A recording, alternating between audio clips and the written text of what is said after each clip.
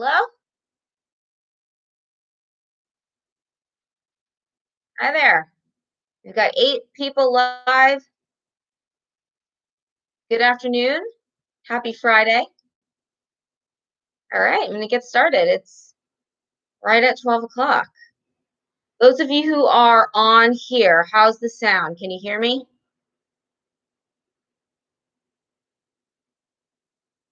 Good afternoon, Alissa. Bob Wells. Hi, Bob. Can you hear me, Bob?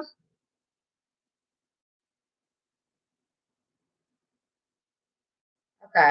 Yes, good. All right, I like it. All right. Well, thanks everyone for tuning in. Welcome to The Distance. The Distance, Atlanta Track Club's resources to support you in staying active and healthy during the period of social distancing. My name is Alissa Palladino. I am a registered dietitian and also a runner based here in Atlanta, and I am coming at you live again today from my kitchen. And this is the second episode in what will be a weekly lunch and learn, officially now on Fridays, in which we'll be addressing a whole variety of nutrition topics that are relevant to you as runners and walkers and active people. And we'll be specifically focused on the challenges, but also the opportunities to healthy eating that are presented by coronavirus and staying at home. Bob Wells, thanks for the comment. Yes, it is a sweet shirt, and this and all sorts of other cool gear is available on the Atlanta Track Club website right now. So go ahead and kind of look at what your options are there so you can run socially distant in style. Some of the topics we are going to cover today are creating an eating structure while at home and why that's so important. We're going to talk about healthy snacks, and then we're going to do a highlight on another quarantine pantry staple that hopefully some of you or many of you have on hand and maybe are interested in some new ways to use it. But before I dive into all of that, I just want to take a couple minutes and step back because I think that sometimes as a dietitian, I assume a certain level of understanding or appreciation for the link between nutrition and health and nutrition and athletic performance, and not sure that everyone is always fully on board with that. Many of you probably are, since you're choosing to listen to me today. But for those of you who are maybe kind of wondering what the heck I'm doing here on the Atlanta Track Club's channel, here's the deal. Okay, so as runners, as walkers, maybe as CrossFitters, as yogis, you probably recognize that physical activity plays a huge role in improving your mental health and your physical health. And so really, physical activity and nutrition go hand in hand. So your food choices have a really big impact, positive impact on your health. So on improving your cardiovascular and your metabolic health, on strengthening your bones and your muscles, lowering your risk for a number of diseases, and even supporting a healthy and optimized immune system, which is as important now as ever. And then circling back to athletic performance, nutrition plays a big role in your energy levels, in your endurance, in your speed, in your recovery. So really honing in on your food choices can help you optimize whatever training you're doing. Okay, so now that I've hopefully convinced you all to keep listening to me, we'll dive into our topics for today, starting with creating an eating structure while at home. Anyone here who's on the call and wants to chime in, has anyone experienced or noticed like changes in their eating routine or their eating habits since the transition to being at home more, working from home potentially, this whole like quarantine period we've been in? Anyone's changed their no one wants to talk. That's cool. Well, I'll tell you that from talking to a number of clients and friends and family members, and also personal experience, I definitely have heard really the gamut of people seeing that, trying to maintain, Bob, people experiencing really big changes in their eating habits, from forgetting to eat and skipping meals, logging into their work computer as soon as they get up, and then suddenly it's 3 o'clock and they've realized they haven't eaten anything yet. Or others that are saying because they have access to their kitchen all day long. Now they're finding themselves grazing all day long instead of really stopping and having normal meals and snacks like they would have. And so other people are saying that they've lost their appetite or they're snacking more because of emotions, anxiety, whatever. And that's really common and really normal. So that's the first thing I want to say is if you are noticing changes in your eating habits, like don't beat yourself up about that. It is only natural because literally everything about our lives have changed, right? Christy's saying her diet has improved. And that's actually another really positive potential side effect.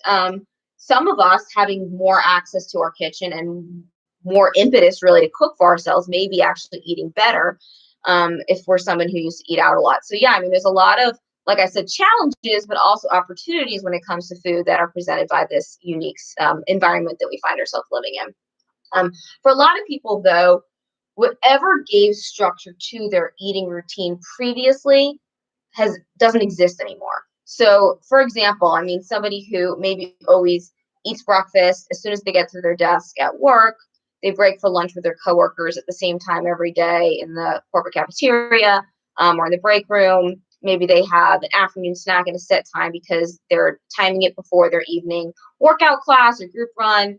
And then dinner's always when the kids get home from activities or, you know, when their spouse is home from work or something like that. My life doesn't look anything like that. Maybe your life doesn't look anything like that. But regardless, everything gave structure to our world previously really doesn't exist right now. And so the structure that naturally came to our food probably needs to be recreated.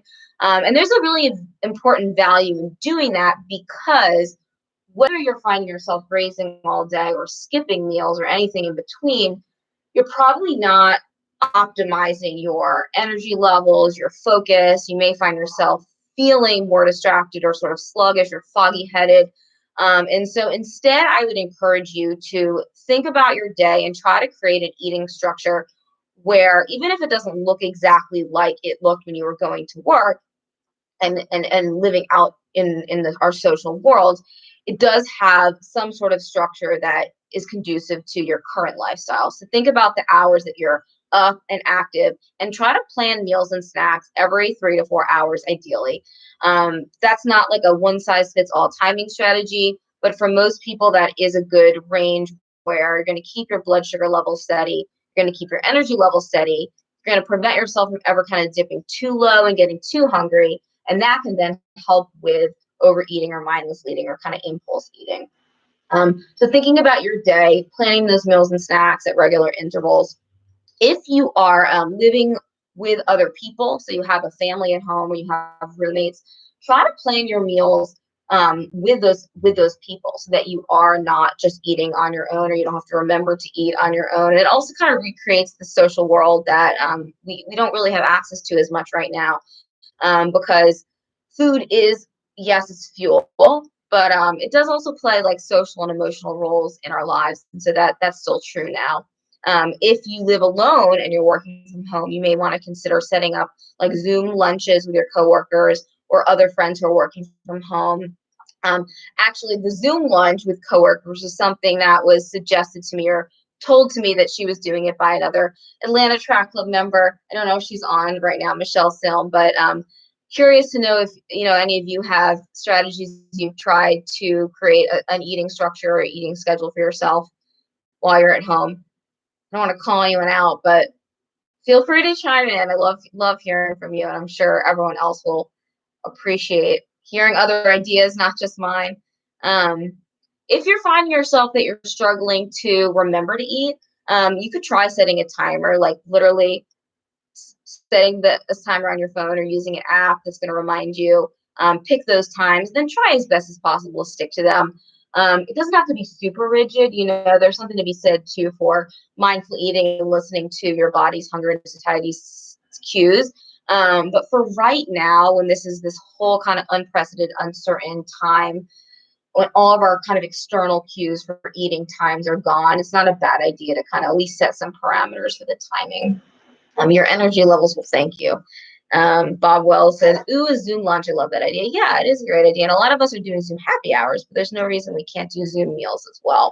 And it's kind of cute to see or interesting to see what other people are eating. Maybe you could give each other ideas. So that's just, I know some other dietitian friends who are doing Zoom lunches and dinners with their clients that they're now seeing virtually. So lots of ideas there.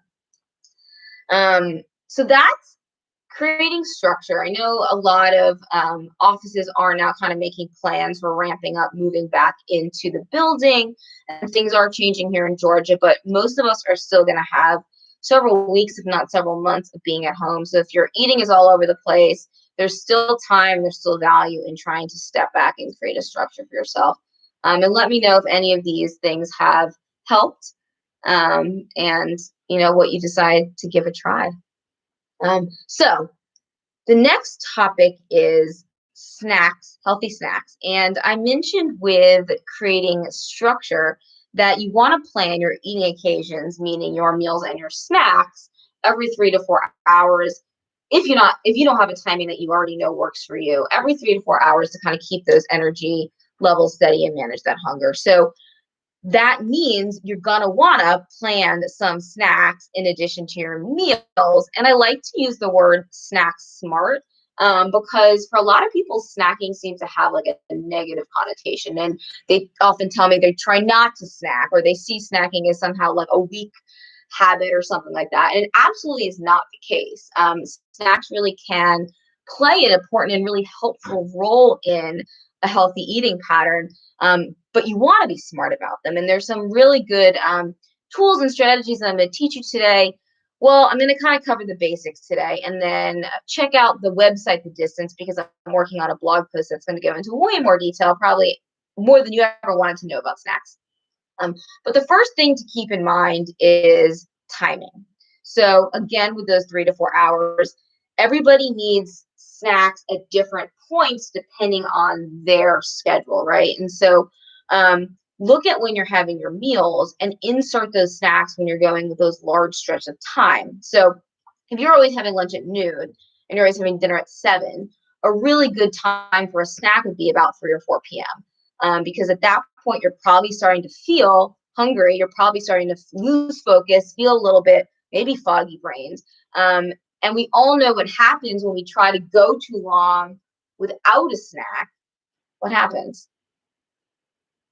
Nobody wants to talk. That's okay. We end up snacking anyway, right? We end up grabbing whatever's convenient because we've become ravenous, or we don't and we wait until our next meal and then we end up overeating. So there really is a value to planning that snack at that right time. If you have, for example, breakfast at 8 or 9, you're having lunch at 12, that's only 3 to 4 hours. So you may not need a morning snack to hold you over. But someone who's getting up at 5 or 6 in the morning, fitting in a run or a morning workout, having breakfast at 7, and then not having lunch until 12 or 1, they might need a morning snack. And so, it is all going to be kind of individual on you, but plan them ahead and think about that timing. Omari says snacks don't have to be a negative; they can be a plus. 100%, yes. They if they're planned well. And they're timed well and they're balanced, which is going to be my next point. 100% yes. And part of the reason why the timing is so important is because of the effect on blood sugar. Amari, you're complete, right?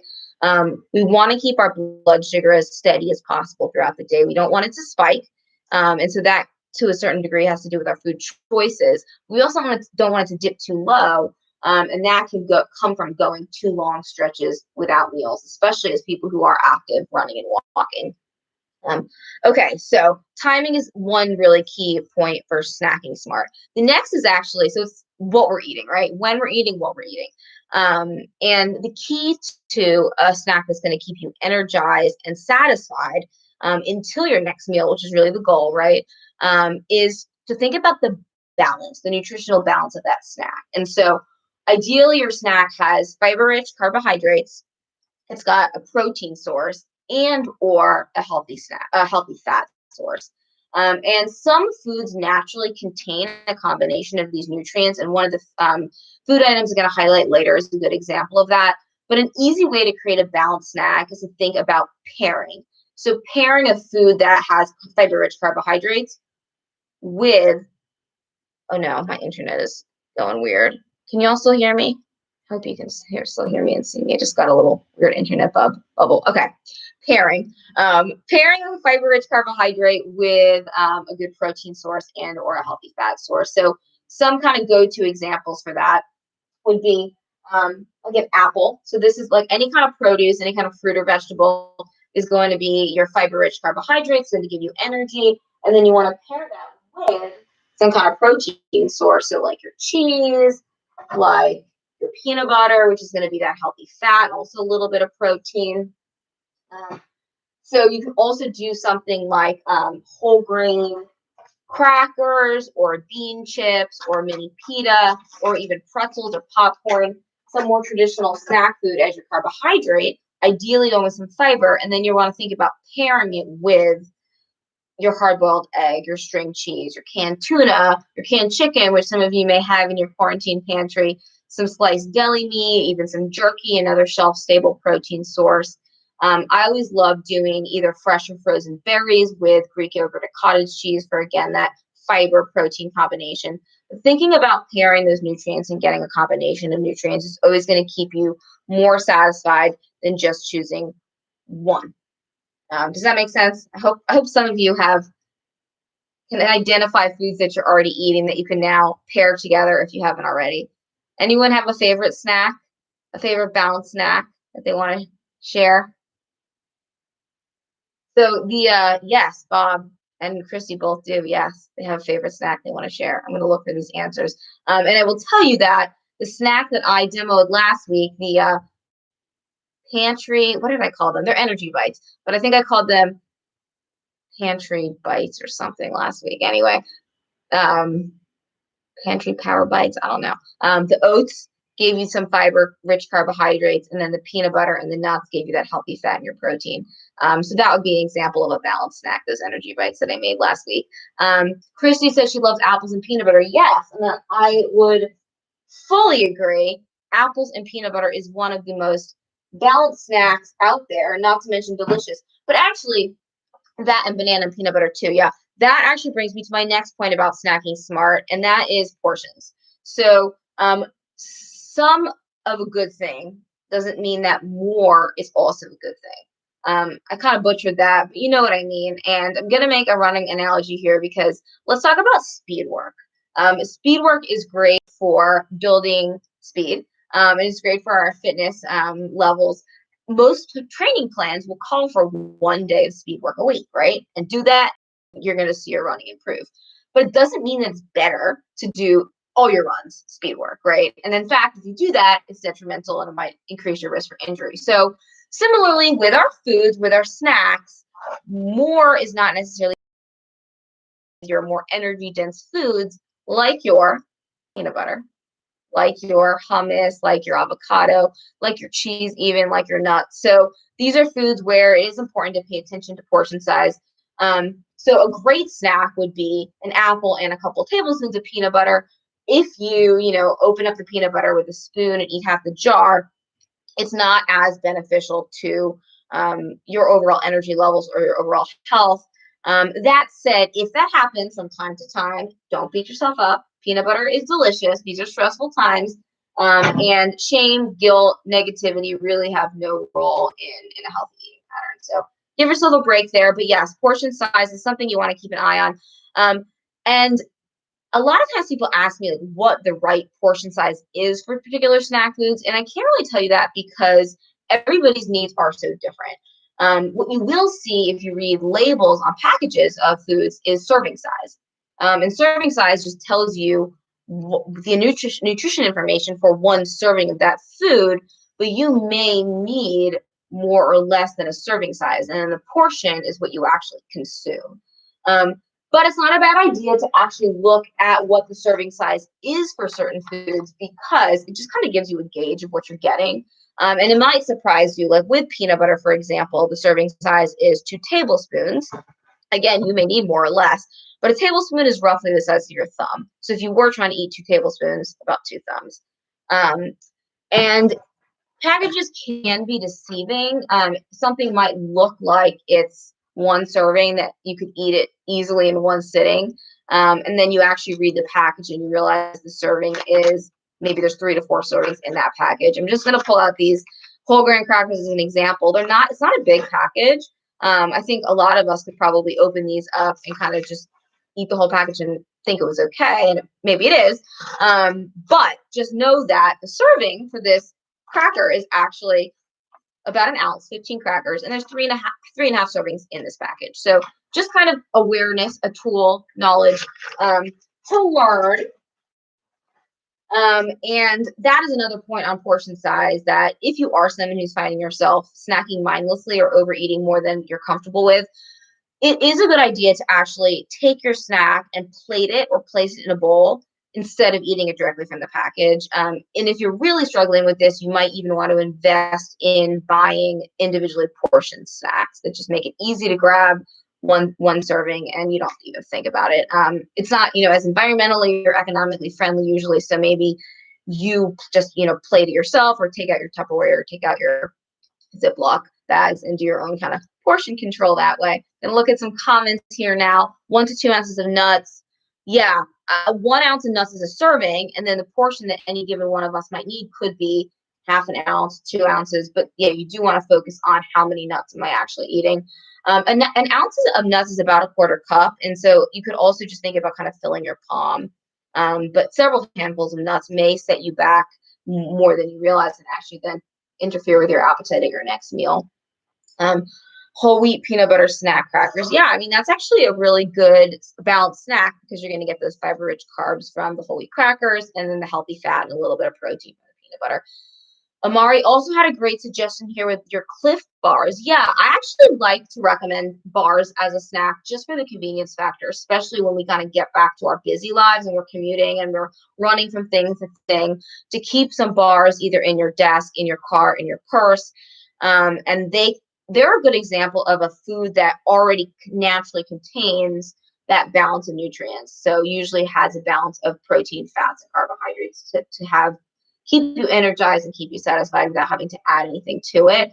And Cliff does make a variety of different options. They make up one that's higher in protein. They make one that's higher in carbs. They make one that's higher in fat, the nut butter filled one. So really, depending on whatever you're looking for, you can find a Cliff bar that fits your needs. And there's lots of other great bars out there too. Some that feature more whole foods ingredients, if that's what you're looking for. Some that are either higher in fiber, protein, whatever it is that you want. But yeah, I love bars as a really convenient, balanced snack option. Not all are created equal, so you do want to read those labels. But yeah, that's a great idea. All right, so those are my main tips on snacking smart, thinking about timing, balance, and portion. I actually have a whole bunch more information I could go on and on about snacks. So next week, get on the Distance, the website, and look for the blog post that I'm currently working on. It should be up there next week. So we're almost out of time.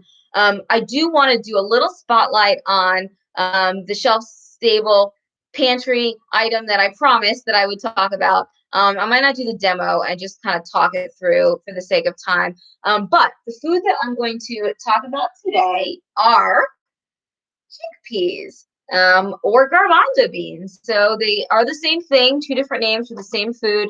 And I'm going to focus on chickpeas today, but everything I'm about to say as far as how beneficial canned beans are applies to all beans, not just chickpeas. So I'm talking about black beans, I'm talking about lentils, kidney beans, navy beans, cannellini beans, you name it. I really do recommend keeping canned beans on hand in your pantry all the time, not just during quarantine, because they are super inexpensive. They're super versatile. They do last forever. You can really quickly and conveniently put together a balanced meal on the fly if you have these on hand. And they are nutrition powerhouses, okay? So they've got plant-based protein and are really high in dietary fiber. So you've kind of got those 2 really key nutrients that you need. And because of that, they can count, if you're talking about like building a balanced meal and you're always going to want to have a protein source and a carbohydrate source, they can count as either depending on what else you're eating with a meal. So if you want to go with a meatless meal, a completely plant-based meal, you can count your beans as your protein and then pair it with another carbohydrate like rice or quinoa, or you could kind of count your beans as your carbohydrate and then pair it with an animal protein source like chicken or beef or shrimp. So they're really versatile in that way. And even if you're not a chickpea lover, I'm hoping I'm going to share some ideas today that you'll try and actually enjoy, because I'm going to tell you, I actually don't like chickpeas. I'm not someone who puts them on a salad the way I often recommend to clients to boost the energy and boost the protein. I just don't like them, but I do like them when prepared other ways. So one thing that you could try, if you do find yourself with cans of chickpeas in your pantry right now, is to make your own hummus. And all you need for that would be some olive oil and garlic and maybe some salt and pepper, and then any other thing you want to add, like red pepper or olive to give it flavor. Blend it up in a food processor, and it's going to be a really fresh and delicious hummus that you can then eat with your favorite raw vegetable or those whole grain crackers, pita, whatever it is. Another thing to do would be make a curry, and chickpeas, because of their sort of like almost meaty texture, really do lend themselves to really flavorful meat-free meals. So to make a curry, you're going to take your chickpeas on the stove, onions, garlic, oil, your curry powder, or your combination of different herbs and spices. And then you can even add the coconut milk if you want to make it even creamier and more delicious. And then that's just something you can throw together really easily on a weeknight, and then either pair it with rice or pair it with an animal protein. Another way to use chickpeas that I absolutely love, and this was the first thing I ever tried where it kind of opened my eyes to how much you could do with chickpeas and how much they could be delicious even if you don't like them, is to make chickpea cookie dough, or even make chickpea cookie dough into cookies. So I'm going to tell you how to do that, and I really hope you give it a try because it's delicious, and because it's chickpeas, it truly is a nutritious dessert. So get your chickpeas. These are going to go in your food processor. You don't need a food processor or something fancy or expensive. Actually, you could probably do this in a blender, but food processor. And then you're going to combine it with your other favorite pantry staple, your peanut butter. You can throw in extra protein powder if you want to kind of boost the protein on this. Absolutely don't need to. Then you're going to want to sweeten it with, I think maple syrup is the most delicious in this case, but brown sugar works. Probably even honey would work too. And then I would add a little bit of vanilla extract, cinnamon, and then a dash of sea salt. And that's all you really need. You're going to blend that up in the food processor and then fold in your chocolate chips. And then eat it raw, dig the spoon and eat it raw. Use it as a dip, bake it into cookies. The world is your oyster. Play around with that recipe. You can add oats. You can blend in a banana for more sweetness. But the base is going to be those chickpeas. And I'm telling you, even if you don't like chickpeas, you'll probably like this. All right. Oh, snap. Bob Wells says, yes, I know. It's really one of my favorite dessert hacks. I'm all about enjoying a real dessert. But I'm also really into creating kind of healthier desserts that offer some sort of like nutritional benefit. So baking with chickpeas and black beans too is just something I just think is really fun. All right. Finally, this is the thing I was going to demo, which I'm not going to for the sake of time, is roasting chickpeas. And this is actually really easy to do. I think it will be. I'll check on that, Christy. That's a good question. If it's not, I'll make sure it gets up there. So yeah, roasted chickpeas are a great actually snack. So because you're going to naturally have that fiber and that protein that are in the chickpea, this is a good example of a food that already has that balance. So when you're going to roast chickpeas, you're going to first rinse and drain them to get rid of the extra sodium and whatever preservatives may be on there. And then you want to pat them dry. Anytime you're roasting something, you don't want it to be wet because it's going to steam more than it's going to roast. And then you're going to pour them flat on a sheet pan and coat with olive oil, and then any combination of herbs and spices that you like. So if you want them to be spicy, you could do cayenne pepper, and you could do some cumin, you could do some turmeric, some chili powder. You could make them, do like a ranch style with dried garlic and dried onion. You could do sweet with cinnamon and some brown sugar or honey or maple syrup. There's really so many ways you can customize the flavor. Bake them in the oven at about 350 degrees until they're crispy. Typically takes around 40 minutes. Maybe shake the pan at some point to make sure they're not sticking to the bottom. But when they come out, these are great to use a snack. You can throw them on your salad as more of a crispy salad topper, but highly recommend. You don't really need a recipe for these, and because there's been such an explosion in interest in place eating now, you can actually find roasted chickpeas in the snack aisle now in a whole bunch of different flavors, some different brands that make them. But since a lot of you probably have the canned version in your pantry, maybe looking for some new ways to use them, go ahead and give that a try and let me know what you think. Has anyone ever tried that before? Hope you feel inspired now to do that. Again, another thing as a non-chickpea lover, just totally changed the game.